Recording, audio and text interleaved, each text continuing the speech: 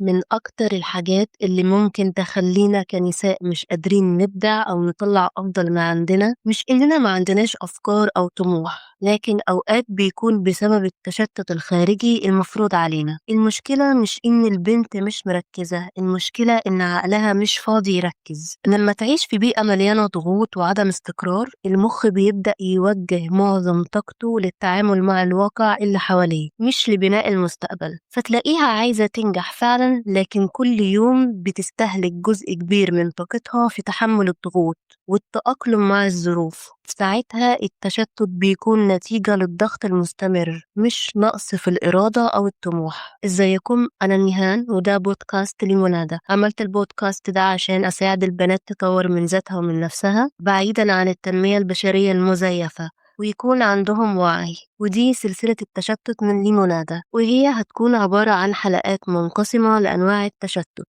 ومنها التشتت العاطفي، التشتت الخارجي، التشتت الرقمي، تشتت الاحتمالات، التشتت لكثرة المعلومات. والنهاردة هنتكلم عن التشتت الخارجي. التشتت الخارجي هو أي مؤثرات أو ظروف في البيئة حواليكي بتاخد جزء من تركيزك وطاقتك، سواء كانت ضغوط أو مسؤوليات أو مقاطعات، لدرجة إنها تسرق جزء من انتباهك وطاقتك، فتلاقي صعوبة إنك تكملي في طريقك أو تركزي على أهدافك.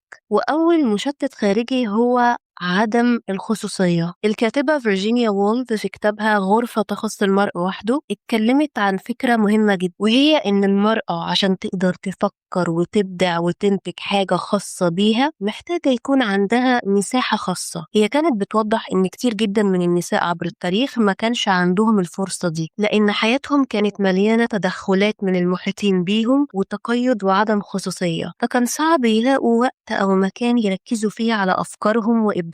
الغرفة هنا مش معناها مجرد أوضة حرفيا، لكنها رمز لمساحة من الخصوصية، مكان تقدر فيه المرأة تكون مع نفسها، تفكر، تكتب، تتعلم أو تخطط من غير مقاطعة أو إحساس إنها مطالبة طول الوقت إنها تكون متاحة للآخرين. وده مرتبط جدا بفكرة التشتت الخارجي، لأن لما الإنسان ما يبقاش عنده مساحة خاصة، جزء كبير من طاقته بيروح في التعامل مع اللي حواليه بدل ما يروح لبناء أفكاره وتحقيق أهدافه. الموضوع مش بس مفيش أوضة لوحدها أو مكان هادي، الفكرة إن البنت لما تعيش في بيئة ما فيهاش مساحة كفاية لنفسها، عقلها بيبقى طول الوقت متأهب لأي حاجة تحصل حواليها. يعني مثلا بنت قاعدة تذاكر لكنها عارفة إن في أي لحظة ممكن حد يدخل يسألها بتعملي إيه، أو يطلب منها حاجة، أو يقاطعها في نص اللي بتعمله. حتى لو هي قاعدة في هدوء، جزء من دماغها مشغول بالانتظار، ممكن حد يدخل، ممكن حد يطلبني، ممكن أضطر أقوم. ومع الوقت ده بيخليها صعب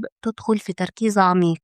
المشكلة كمان إن عدم الخصوصية بيأثر على إحساس البنت إنها عندها مساحة تبني فيها نفسها، لأن الإنسان محتاج وقت يكون فيه بعيد عن أعين الناس، يفكر، يجرب، يغلط، يخطط، يتعلم من غير إحساس إنه متراقب أو لازم يبرر كل حاجة بيعملها. في بيئات معينة البنت ممكن تحس إنها لازم تشرح كل خطوة، بتذاكر إيه، بتفكري في إيه، مين صاحبتك اللي بتكلميها، بتضحكي على إيه، ليه عايزة تعملي حاجة معينة. وده بيخليها تستهلك طاقة كبيرة في التعامل مع المحيط بدل ما توجه الطاقة دي لنفسها. أول حل وأول خطوة مش إنك تطلبي من اللي حواليكي يدوكي مساحة، أول خطوة إنك تعترفي لنفسك إن من حقك يكون عندك مساحة أصلا. لأن في بنات كتير اتعودوا طول حياتهم إن دورهم إنهم يكونوا متاحين للكل، يسمعوا، يساعدوا، يلبوا الطلبات، يقولوا حاضر وتمام حتى لو هم تعبانين. المشكلة إن مع الوقت البنت ممكن تنسى تسأل نفسها أنا محتاجة إيه؟ أنا تعبانة من إيه؟ إمتى آخر مرة قعدت مع نفسي من غير ما أكون بعمل حاجة لحد؟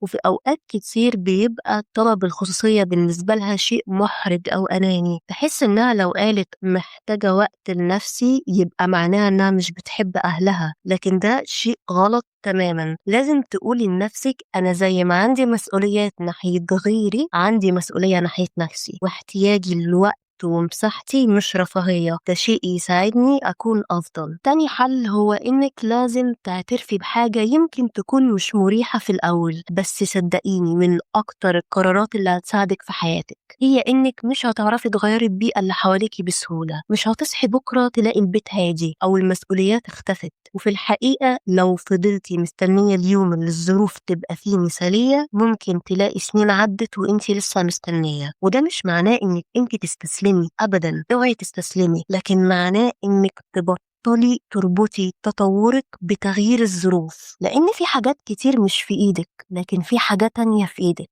اوقات احنا بنستهلك طاقة كبيرة جدا في التفكير، يا رب لو الظروف كانت مختلفة كنت هبقى احسن، كنت هركز اكتر، كنت هنجز اكتر. ويمكن ده صحيح فعلا، لكن السؤال الاهم، طالما الظروف دلوقتي مش هتتغير هتعملي ايه؟ ابدأي دوري على اللي تقدري تتحكمي فيه. لو ما عندكيش أوضة خاصة بيكي، هل تقدري تعملي ركن صغير ليكي؟ لو اليوم كله زحمة، هل تقدري انك تصحي في وقت كلهم نايمين فيه وتنجزي وتاخدي وقتك؟ الفكرة انك ما تفضليش مستنية الحياة تبقى مناسبة ليكي، لكن تشتغلي بالمتاح. وده مهم جدا للبنات، لان في بنات كتير بتقول لما اخلص دراسة، لما اشتغل، لما استقل، لما يبقى عندي أوضة، لما الظروف تتحسن. الحقيقة ان الظروف ممكن تتحسن فعلا مع الوقت، لكن لو اتعودتي انك ما تبدأيش غير لما كل حاجة تبقى كاملة هتلاقي التأجيل بقى أسلوب حياة. أما لو عرفتي تستفيدي من المساحة الصغيرة اللي معاكي دلوقتي هتكوني لما ظروفك تتحسن جاهزة انك انت تستغليها، مش لسه بتتعلمي تبدأي. فما تحمليش نفسك ذنب ان بيئتك مش مثالية، لكن في نفس الوقت ما تديش للبيئة سلطة كاملة على مستقبلك. اسألي نفسك كل يوم ايه هي أصغر خطوة أقدر أعملها بالظروف اللي عندي، لأن الخطوات الصغيرة اللي احنا بنكررها كل يوم في النهاية هي اللي بتعمل فرق كبير في مستقبلنا. في نقطة مهمة جدا لازم نفتكرها، وهي إن كل شيء قابل للحل مهما كانت الظروف اللي انت عايشاها. مهما كنتي حاسة إنك مش لاقية مكان هادي أو ما عندكش خصوصية أو البيت زحمة، ده مش معناه إن مفيش حل.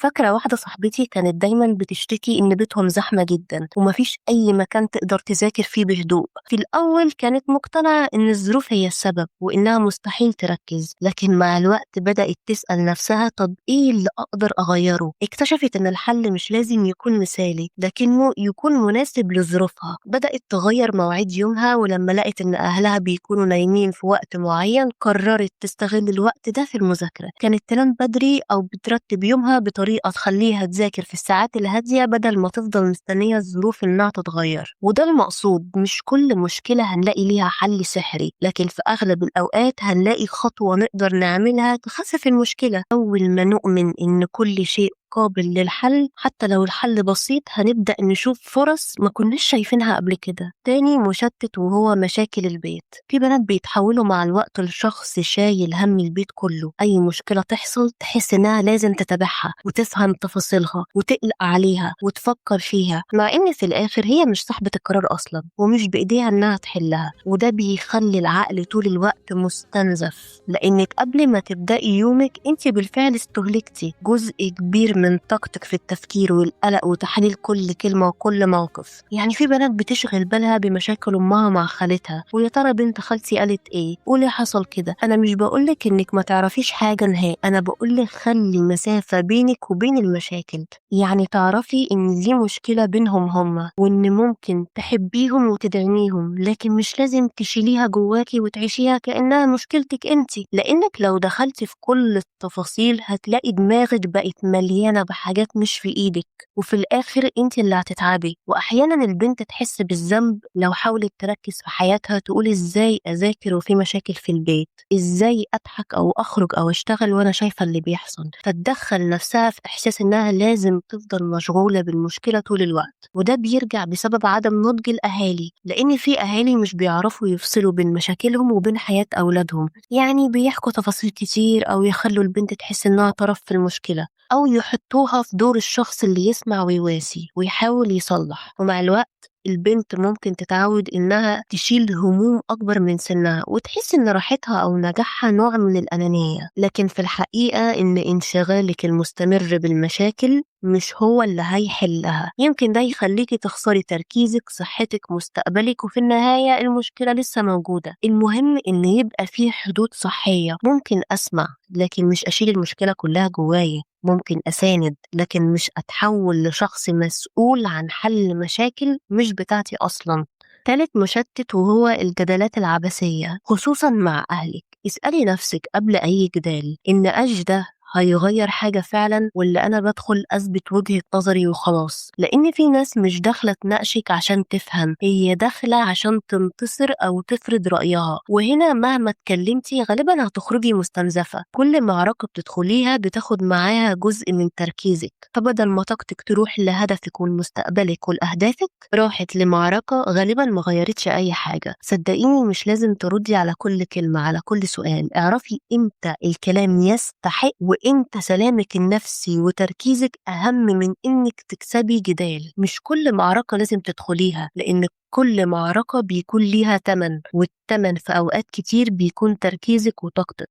لازم تتعلمي إمتى تقولي الموضوع ده مش مسؤوليتي ومش محتاج أخد منه مساحة في دماغي. عادي جدا إنك تقولي معرفش، مش مهتمة بالموضوع، لأن في ناس بتضيع ساعات من يومها في جدالات عن حاجات مش هتأثر على حياتهم أصلا، وبعدها تلاقيها مش لاقية طاقة تركز في مستقبلها، في دراستها، في شغلها. في النهاية عايزة أقولك إن مهم تفتكري إن المرحلة دي مش هتفضل للأبد. ممكن دلوقتي تكوني في ظروف مش بإيدك تغيريها، لكن ده مش معناه إن حياتك كلها هتفضل كده. هيجي وقت وهيبقى عندك فيه مساحة أكبر تختاري فيها وتتحركي وتكتشفي الدنيا بطريقتك. لحد ما اليوم ده يجي حاولي تعملي لنفسك مساحات صغيرة جوه ظروفك الحالية. اتعلمي مهارة جديدة، اقرأي، ابحثي. يمكن ما نقدرش نغير ظروفنا كلها، لكن نقدر نغير طريقة تعاملنا معاها. البيئة اللي انت فيها دلوقتي جزء من قصتك، لكنها مش كل قصتك.